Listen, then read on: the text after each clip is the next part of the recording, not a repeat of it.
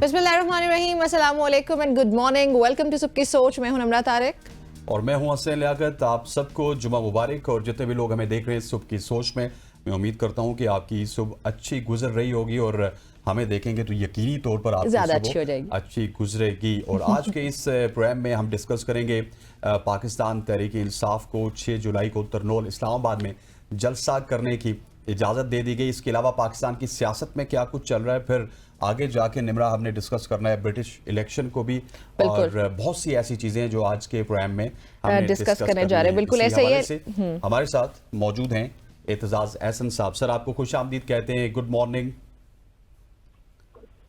खुश आमदीद जी, आपको भी आपका शुक्रिया। एतजाज़ साहब, ये बताइएगा कि अभी जिस तरह हमने इंट्रो में बताया आपको कि नाजरीन को कि तहरीक इंसाफ को जलसे की इजाज़त भी मिल रही है, दूसरी तरफ अगर देखा जाए तो केसेस में बहुत ज़्यादा रिलीफ देखने को मिल रहा है, एक आध केस ही बाकी रह चुका है। आप किस तरह देख रहे हैं इस सारी सूरत हाल को? नहीं, इस वक्त तो रिलीफ भी उनके खिलाफ दिया गया। बड़ा रोजगार जो चीफ जस्टिस साहब ने कल फैसला किया है, वो तो बड़ा रोजगार रिलीफ उनके खिलाफ दिया है। जो उनके ट्राइब्यूनल जो है उनको काम करने से बंद कर दिया है। असल में बात यह है, आपको मैं सच कहूँ जितना मैं देखता हूँ, जो अब ये जाहिर हुआ है खुद मियां नवाज शरीफ साहब के अपने दस्तावेजात जो उनके बारे में मुतल्लिक और उनके वोटों के मुतल्लिक जो दस्तावेजात इलेक्टोरल इंतखाबी दस्तावेजात है उनसे, और उनसे ये साफ जाहिर हुआ क्योंकि वो लगा दिए वो अपनी ऑफिशियल वेबसाइट पे खुद इलेक्शन कमीशन ने वो असली जो डॉक्यूमेंट्स थे वो लगा दिए और वो अपलोड कर दिए वेबसाइट पे। वेबसाइट में लोगों ने बहुत सारे उतार भी लिए। उसके ऊपर 4 घंटे बाद जब एहसास हुआ इलेक्शन कमिश्नर को कि ये तो सारी हार की अलामत है और हार की सबूत है मियां साहब की, तो उन्होंने वो 4 घंटे बाद उतार लिए और अब तक उनको गायब रखा हुआ है। वो है जो लाशें हर उस पंजाब के मुस्लिम लीग नवाज के एमएनए बज़ाहिर जीते हुए वरना सिर्फ फॉर्म 47 पे जीते हुए, हर उस एमएनए के सेल में एक लाश गड़ी है, दफनाई भी है उन्होंने, दबाई भी है, और वो चाहते नहीं कि वो कोई पास आए उसके। उस लाश को देखने के लिए ऑर्डर किया इलेक्शन ट्राइब्यूनल इस्लामाबाद में कि भाई 3 हल्के हैं इस्लामाबाद के कौमी असेंबली के, आप तीनों अपने दस्तावेजात को लेके आओ जिससे कहते हो आप जीत गए। वो फॉर्म 45 और फॉर्म 47 है। फॉर्म 45 वो होता है जिसमें एक तरफ से यानी हॉरिजॉन्टली वो जा रहा होता है नताइज हर उम्मीदवार के अगर 10 है तो 10 खाने बने होंगे और ये खाने नीचे जाते हैं। दूसरी तरफ से वहाँ पोलिंग स्टेशन 1 to 270 अगर पोलिंग स्टेशन है, उनके हर पोलिंग स्टेशन पे हर उम्मीदवार का नतीजा लिखा जाता है, उससे फॉर्म 45 बन जाता है। अब जो फॉर्म 45 में हर उम्मीदवार का टोटल वोट होता है वो फॉर्म 47 में आ जाता है। अब इन दोनों में तफावत नहीं हो सकती, जितने टोटल हो तो अब हुआ ये कि जो फॉर्म 45 निकले, देखे इन्होंने मियां नवाज शरीफ साहब के, मियां नवाज शरीफ तो आ गए थे बैल्कनी पे तकरीर विक्ट्री स्पीच करने, और मैं अब ये करूंगा और मैं किसी को से इंतकाम नहीं लूंगा, बदला नहीं लूंगा, और ये कहने आ गए थे।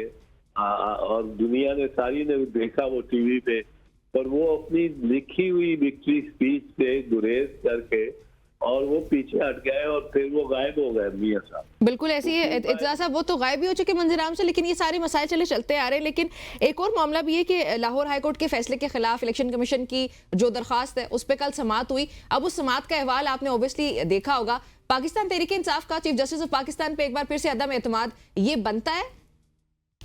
बनता तो जरूर है। एक्चुअली चीफ जस्टिस साहब को बगैर किसी के एतराज किए खुद ही नहीं बैठना चाहिए था। उसकी वजह मैं आपको बताऊंगा। ठोस वो जो हकीकी जो दस्तावेजात पे मौजूद है जी।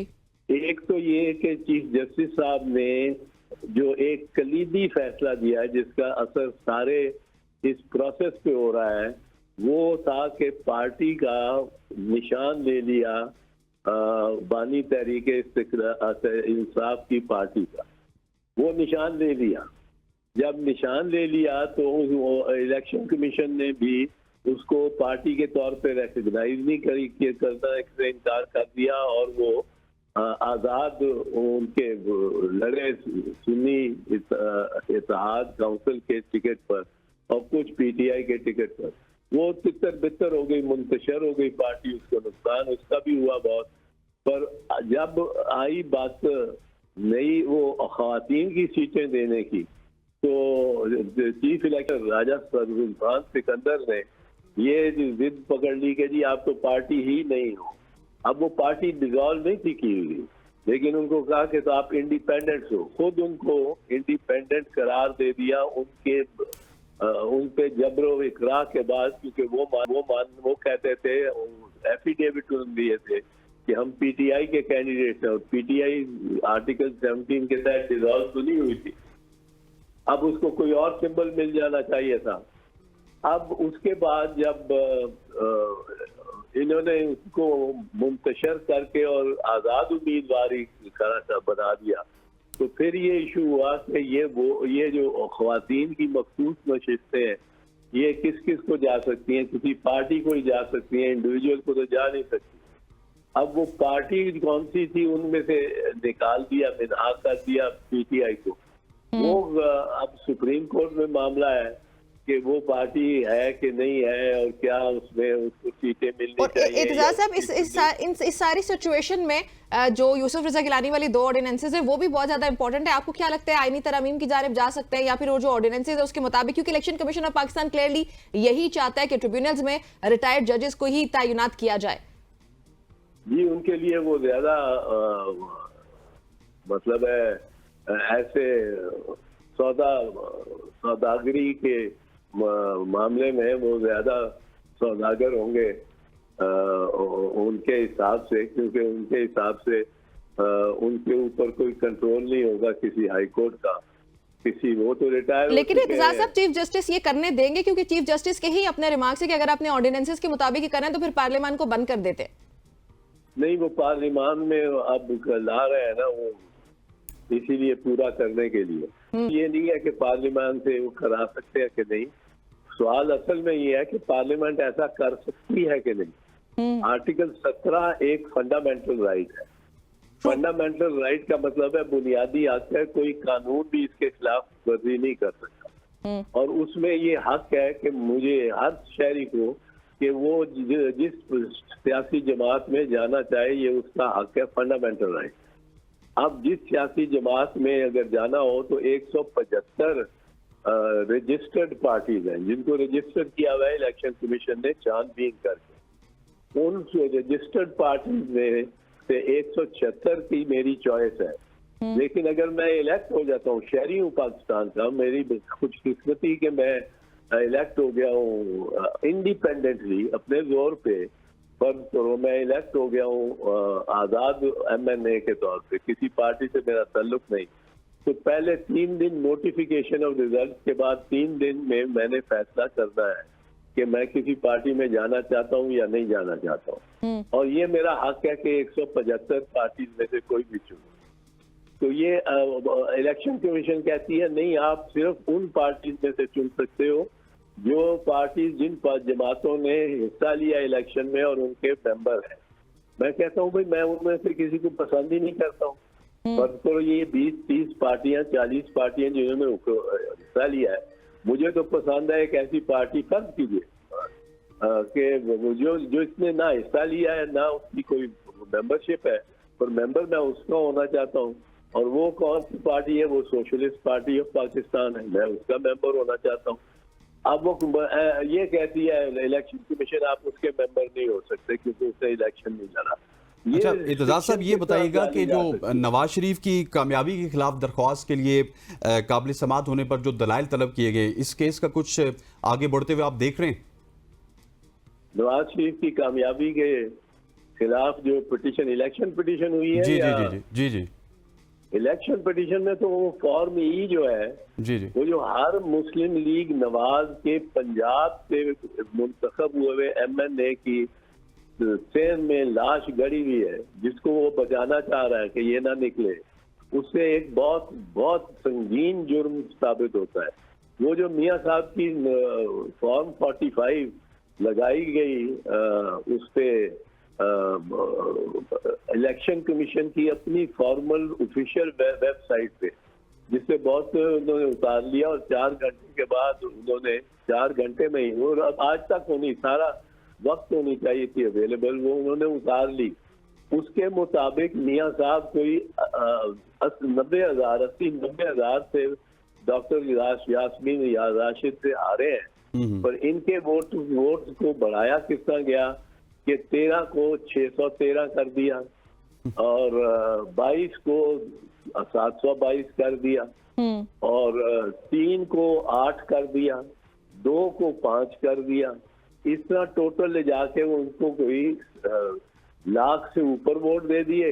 और यास्मीन राशिद साहबा वाली फॉर्म जो थी उसमें उनके वोट कम कर करके उसकी कॉलम पे जो इनके वोटों का कॉलम था उसमें हर एक में मिनहा कर दिए, कोई 600 मिनहा कर दिए, कहीं 720 है तो 7 काट दिया उसमें से, और वो सारा जाहिर हुआ, वो सारा आया उस पर कई बी लॉगर ने और कई दूसरे आपके टेलीविजन के कोलीग्स ने बड़े जामे तजदिए दिए और दिखाए कि जी ये देखें, ये तो क्लियरली लिखा हुआ भी ऊपर से है, काटा हुआ भी ऊपर से है और सियाही भी दूसरी है।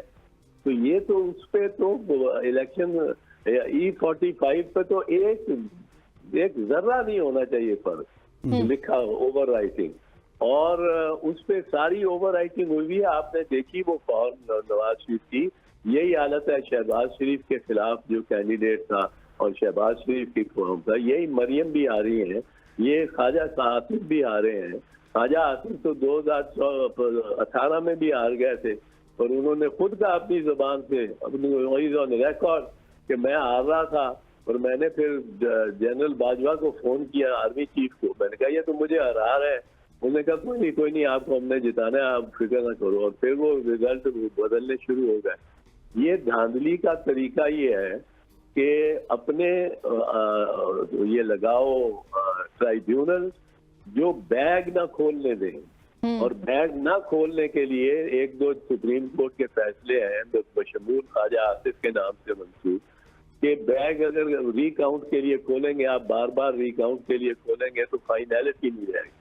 तो इसलिए बैग एक दफा कंसोलिडेशन रिजल्ट की हो जाए तो नहीं खोलना चाहिए। मासवाइले के बीच में कोई बड़ा ही कॉन्ट्राबैंड हो, हेरोइन निकलनी हो, कोई ऐसा इल्जाम लगाया हो तो फिर बैग खोले जाएंगे, वरना बैग ना खोला करें। पर ये है रिकाउंटिंग के लिए।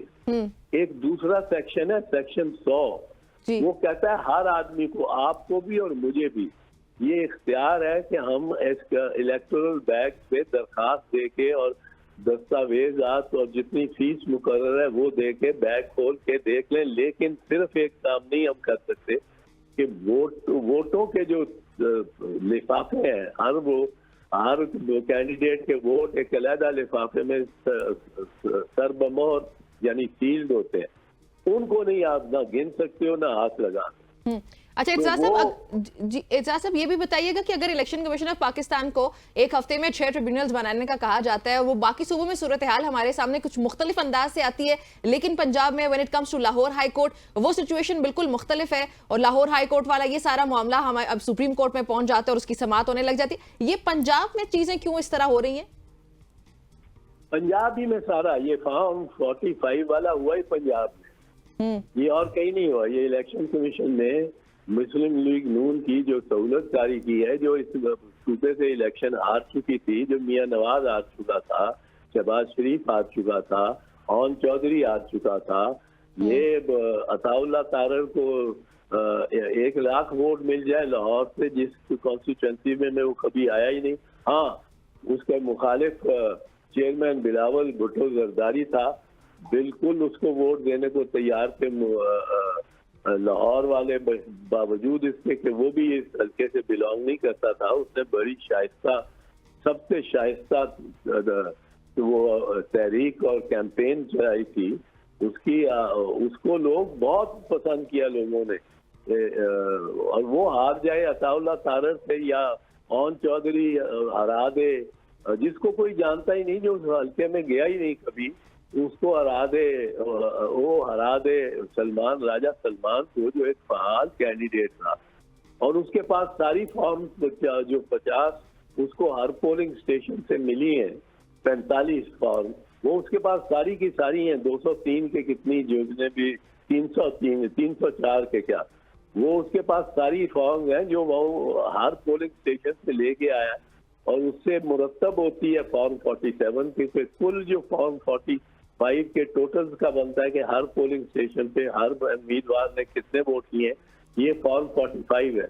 इनका जब कुल आप करते हैं टोटल हर उम्मीदवार का, वो फॉर्म 47 में दर्ज करते हैं। सही हो गया। अच्छा, एग्जाज साहब, माजरत के साथ आपको इंटरप्ट करिए, एक और सवाल, हमारे पास टाइम शॉर्ट है असल में। खावर मानिका क्या चाहते हैं? कल वो इस्लामाबाद हाई कोर्ट पहुंचे और वहां पहुंच कर उन्होंने जो पाबंदी है 1 महीने के अंदर फैसला आने की, उसके खिलाफ भी अब दरख्वास्त दायर कर दी है कि ऐसे लग रहा है कि ये जो जजेस साहिबान हैं किसी प्रेशर में, तो what does he want actually?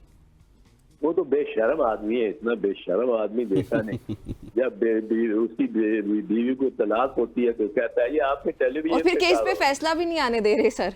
हाँ, फिर पहले कहता है कि ऐसी पाकता, ऐसी पाक दामन और खातून मैंने कभी देखी नहीं। 6 साल उसको इस तरह रखता है, उसके जरिए कोशिश करता है कि प्राइम मिनिस्टर हाउस में बैठ के और बड़े बड़े फैसले करे। फिर जब करप्शन में पकड़ा जाता है 2 महीने के लिए उसको अंदर रखते हैं, तो उसका सॉफ्टवेयर ही बदल गया होता है। अब 6 साल बाद, 6 साल हुए, एक औरत खातून को आपने छोड़ दिया, अब उसके माहवारियां आप गिनने शुरू हो गए हो। वो खुदा का अच्छा, एतजाज साहब, ये तो बिल्कुल आप जी, इससे तमाम खवातीन, तमाम पाकिस्तान की खवातीन, वो एक इससे तो बड़ा सर इस्लाम का बहुत मजाक उड़ा है। इसको तो लियान के तहत कैद होनी चाहिए और कोड़े होने चाहिए इसके। बिल्कुल ठीक कह रहे हैं। अच्छा, एतजाज साहब, ये बताइएगा कि फवाद चौधरी साहब भी बड़े एक्टिव नजर आ रहे हैं, उनके भी ताने बाने कहीं मिल रहे हैं या फिर वो खुद से ही एक्टिव हुए हैं? नहीं, वो खुद पे ही एक्टिव हुए। मेरा ख्याल है ताने बाने उनके मिलने इसलिए मुश्किल है लगता कि वो पार्टी में भी इस किस्म की बातचीत होती है ना। एक तो इमरान उसको लाना भी चाहे, जिसका बानी मुझे कहना चाहिए था, बानी तहरीक इंसाफ पर। अब ये आप देख लें कि मीडिया पे भी किस किस्म कितनी बड़ी कदगन है कि एक शख्स का जो 20 बड़े लीडर्स हैं सारे मुल्क में, 25 करोड़ के मुल्क में, उसका नाम ही आप नहीं ले सकते हो टेलीविजन पे। ये कभी मैंने सुना ही नहीं इमरान खान का लफ्ज लिए हुए, नाम लिए हुए किसी को लेते हुए। और अब वो इमरान खान, मैं तो ले जाता हूँ, मैं इमरान खान के मसला ये उनका ये है, मुझे जो लगता है, आगे वो जाने, उनकी अंदरूनी सियासत जाने, कि इमरान अगर किसी को आने देगा भी तो वो वर्कर और कारकुन और काडर तैयार नहीं है उसको। जब वो आएगा पार्टी में तो उसके खिलाफ नारे लगे। जो उस दिन ये जो दिन था 9 मई वाला या 10 मई वाला, उस दिन जो पकड़े गए थे उनमें से जो तो 13 मरतबा पकड़े गए हैं वो तो उनके गाजी हैं, और जो पहली दफा या दूसरी दफा ही प्रेस कॉन्फ्रेंस करने सजाने चले गए, वो उनसे वोटर्स को, उनके और उनके काडर को नफरत है। तो वो उनके लिए बड़ा जीना हराम कर देंगे। बड़ा फांसी जीना के हराम अंदर। कर देंगे। Thank you very much. हो जानेगा से एतजाज एहसन साहब हमारे साथ मौजूद थे, सीनियर कानूनदान हैं और अपनी राय से हमें आगाह कर रहे थे और इश्यूज़ पे हमने एतजाज साहब की राय ली और बड़ी इन डेप्थ एनालिसिस एतजाज साहब ने आज सुबह की सोच में किया। ख़वातीन हज़रात, यहाँ पर वक्त हुआ चाहता है एक शॉर्ट सी कमर्शियल ब्रेक लेते हैं। Stay with us.